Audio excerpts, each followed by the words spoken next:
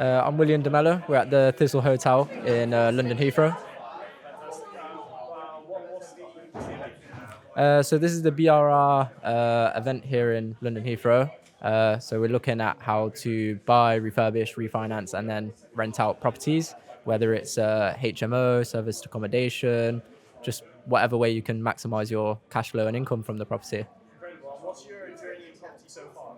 I'm still quite new, still learning and stuff. I've just finished the BRR masterclass and the property foundation. Really good, very valuable information.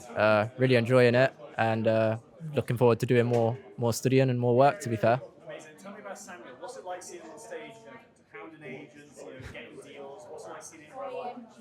It's really cool, to be fair, and his energy is great. You can see he's genuine. You can see that he's really here just to try help people.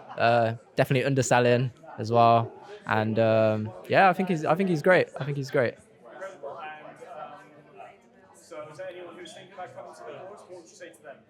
Um, I would say definitely go for it. Honestly, in comparison to any other education you can get anywhere else, I don't think it will beat this, like by far.